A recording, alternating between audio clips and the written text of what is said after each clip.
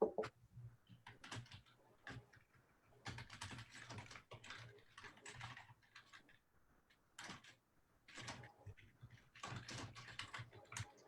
right, we are live on Facebook. Good morning, Keller Williams Denton. Good morning. Morning. All right, if you want to join us, come to kwdentondiana.com, or you can post your questions and comments below, and I will get them asked in the Zoom. Okay, awesome. So this morning, our hot topic, I'm going to call it a hot topic, Stephen, is That's title fine. commitments. You know, I know title commitments are just such a gripping thing. We always are just jumping up and down when we get it in our email to read it. Not so much is what I'm thinking. So what we thought we'd talk about today is kind of what is that title commitment and why is it so important that you look at it?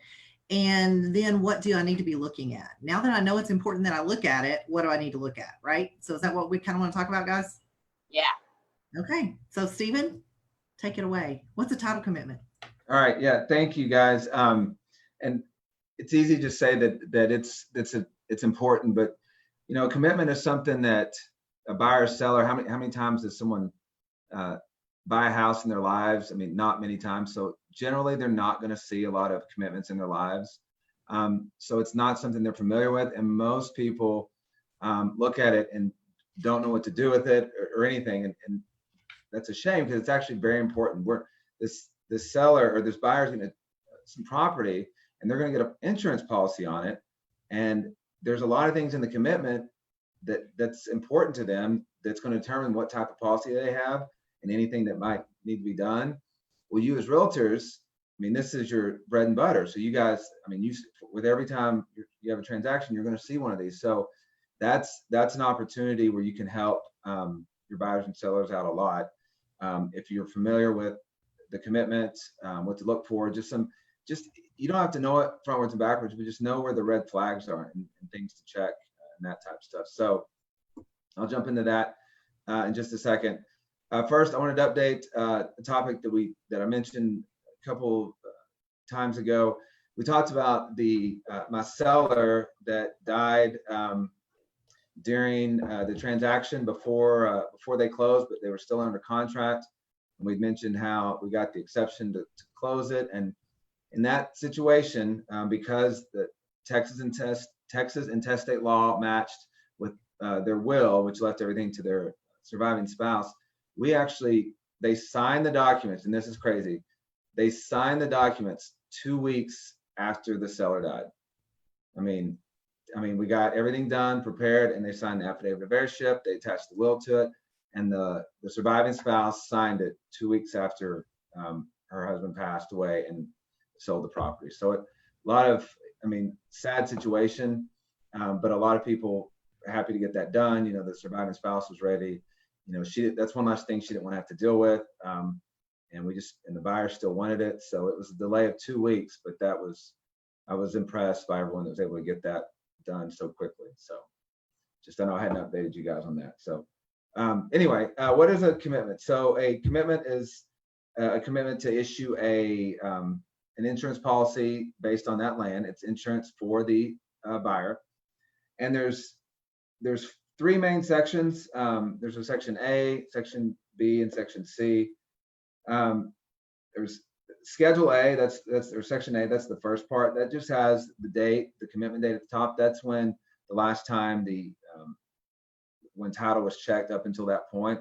And so that means every document that they found is up to that certain date when they ran it through the county clerk's office. So you're going to see the date, who's going to be insured, the legal description. Probably one of the more important things, or the most important thing on the Schedule A, is there's a section that says how title in the property is vested. In other words, in our opinion, who owns that property. This is important, obviously, because sometimes if you have, if your seller is one name and what's on the commitment is something else, then obviously there's some sort of disconnect. For example, we had one the other day where we had a husband and wife were on the contract, Mr. and Ms. Smith, but the ownership interest was an entity. So immediately that's a red flag because we have these two individuals trying to sell a tract of land, but the ownership interest that we saw was an entity. Well, turns out that was their entity, and they had conveyed it to themselves so they could hold it as an LLC. So but they didn't cross their mind when they're setting up the contract to sell. So not a big deal. Now the contract is between the entity and the buyer, not the two individuals. So that wasn't a big deal, but that's obviously a lot of red flags can happen there. There's a lot of times when if it's a little bit different, then we change the contract based on who we're showing the interest is in. So, and again, it's all important, but that's one of the first things I would check. You want the ownership to match who's on your contract, obviously the seller. We see this when people have gotten a divorce, right? So the vesting deed will still show the husband and wife, but maybe we just have the wife on the contract. And Right. she'll say, well, I got it in the divorce. Well, that's when we need to know we're looking for a divorce decree and all that stuff. So, or, well, my husband died. Okay, well, then that opens up a whole other can of worms that we're going to need to deal with. So being sure that name matches what's on your contract is important. Yeah, and it sounds simple. And a lot of times it's easy to get there with some curative work. Sometimes the curative is just changing the contract to be in the entity's name. But like she mentioned, we might have to deal with, if someone's passed, the affidavit of heirship or something that shows title belongs in the person that's going to be selling it. And it doesn't mean it hadn't been done. It's like I tell people, anytime we're curing something, all we're doing is leaving a paper trail. So when someone passes, it immediately vests how it's going to vest upon their passing if there's not a will. But the affidavit of heirship is the paper trail showing how it went from that person to whoever their heirs were. So that's a lot of times that when you hear curing something, that's what that'll be doing. So then the next sections, two important ones are Schedule B and Schedule C. B is exceptions to the policy. So in other words, if it's on Schedule B, you're not going to get title insurance. We're not going to insure for a lack of ownership based on anything in B. A perfect example is on B, a lot of times you'll see deed restrictions, right? So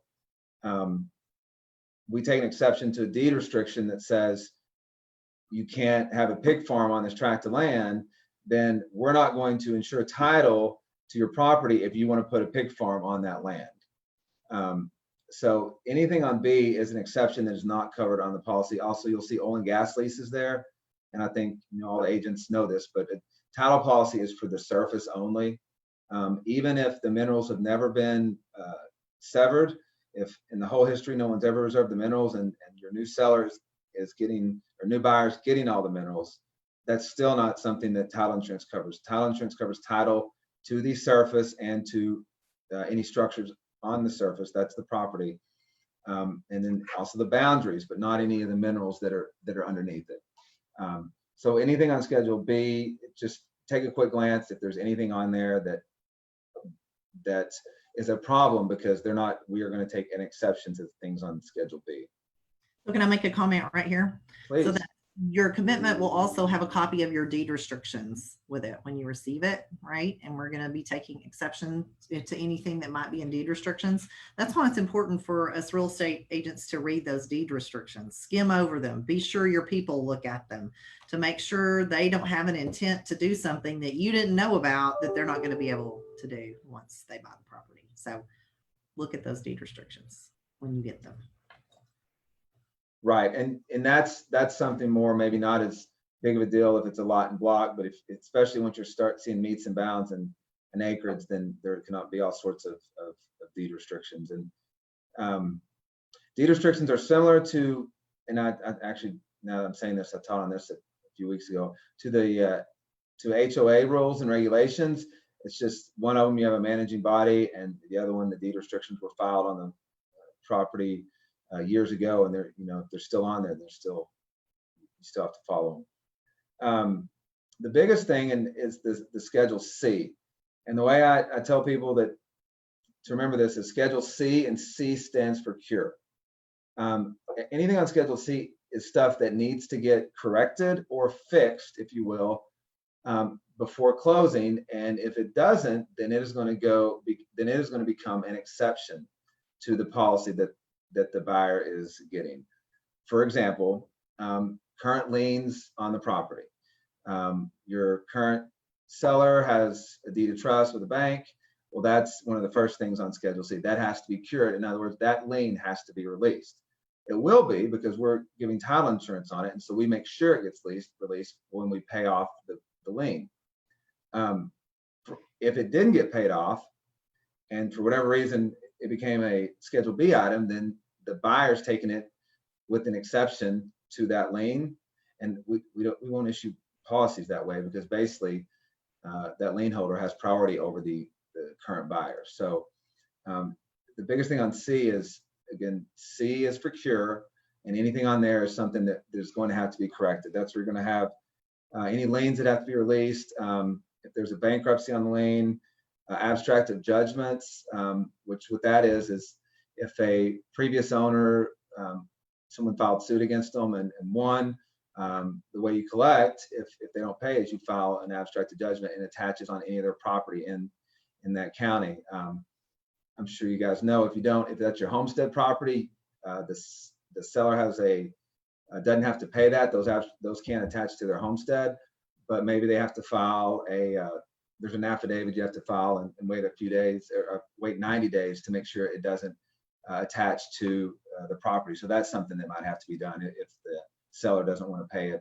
I talked about this a few weeks ago, how a buyer was okay with taking a property because they didn't have title insurance with a judgment lien on it. Well, now, they can't find the person that the judgment lien was on, and since it was a different person, the company with the collection agency will not talk to any of our people, even though we want to pay that off. So that's important, obviously, that gets taken care of. You'll also see any marital issues. That could just be, titles held this way, they appeared that they divorced, or vice versa. Just so any marital issues that need to be looked at, probate issues, vesting deeds, and then any mechanic liens, affidavits if there's been construction or anything like that on the property. So there's a fourth section, Schedule D. That's just regulatory items that we have to provide to you. But the important ones are on Schedule A. Make sure see how title's vested. That's where you're going to see your legal description. If it's not lot and block, you may check that the acreage matches. Hopefully it always does, and there's no mistakes on our ends. But sometimes when a contract gets filled out, someone means to sell all of their land, and maybe they just referenced half of the tracts, and so we're setting everything up on just one of the tracts instead of both the tracts. So just double check the acreage on your legal description, which again is on Schedule A. And then again, Schedule B, anything that we will take exceptions to, and Schedule C is anything that you may need to cure. And of course, if you have questions about any of this, you can call us, or I've had realtors get it, the commitment, and then call me and say, all right, is there anything in here that we need to be worried about? Because they're not familiar with it yet, and they don't know enough, and that way we can just say, look, yes, these things are common, we'll get these taken care of. Here's something that might need to be done. And but if you want to do that, that's fine too, because that's how you learn. We're here to help on that. Here's something too to keep in mind. Most of the time, your escrow officer, when they get that title commitment, if they see anything on there that they're concerned about or that they think they're going to need help with, they're probably going to call you and saying, hey, I've got the title work, and what information do you have about this or this? So maybe it comes back and we have both people still investing and we only have one person on the contract. They're going to say, hey, is this person deceased? Or that's may spark if there's real problems, they're going to be calling you, I guess is what I want to say. They probably not just going to send it to you and expect you to point out the problems. A good escrow officer is going to be looking at that going, okay, these are the things I may need help on. So we're not going to just throw you to the wolves on it, I guess is what I'm trying to say. And that's all. I was just wanted to touch it in a nutshell. We can dive deep into it. A lot of our previous weeks, I realized as I was talking about this, we've kind of dealt with some of these issues and how they can affect title and ownership, and how we've corrected them or looked to cure them. But just that's kind of an overview of what to look for, especially if you're a new agent. Again, if it's not something people see very often, and and very rarely I think sellers even and buyers even look at it, even though it's important. It's talking about the insurance policy that you're paying for to ensure your ownership in that house. So it's an important document, obviously. So the better you're familiar with it, the better it makes it on you explaining it to your buyers and sellers. Diana, are there any questions on Facebook? We can't hear you, Diana. I read her lips though. I think she said I don't see any. Don't even there we go. I was like, I've clicked it like 4 times and it's not unmuting. I don't see any so far. If anybody has any questions, please post them now. I'm going to refresh just to make sure that I haven't missed any.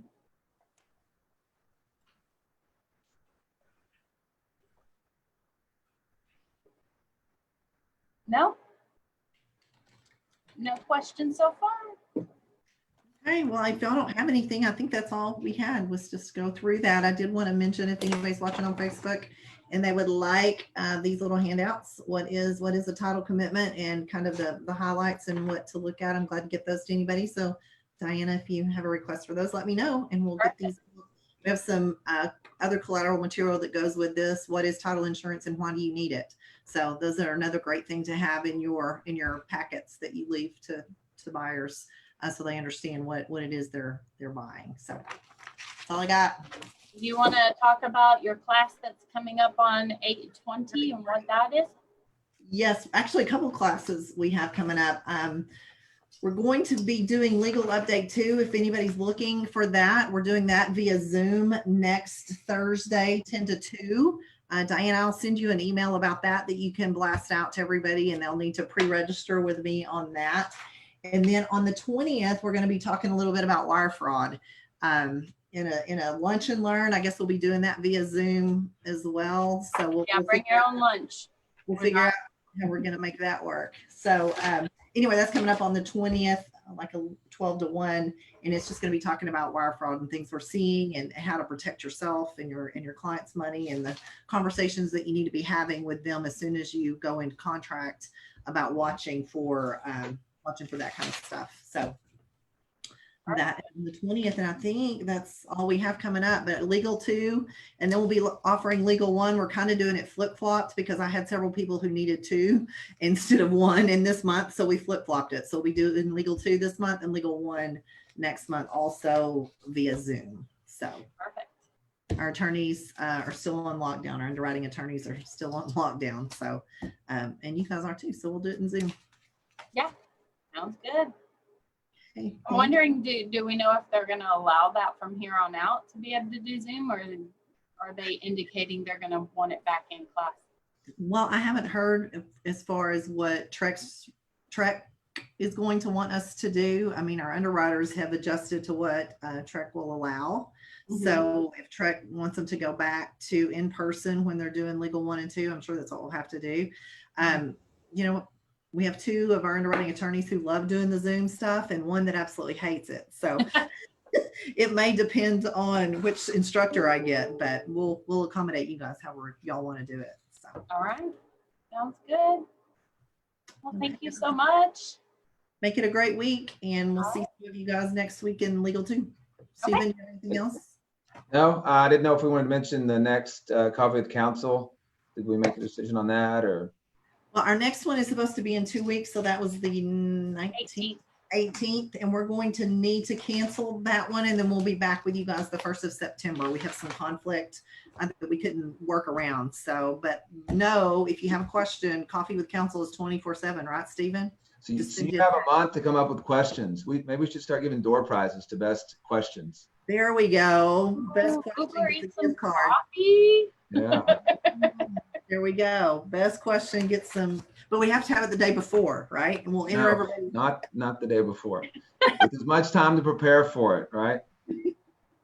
So we'll figure out something to make that fun and get back with you, Diana. That sounds good. All right. Well, I have removed it from our calendar, so we're good to go. Okay, awesome. Right. Thank you, Diana. Guys, have a great week. Bye. See you guys. Bye. Bye.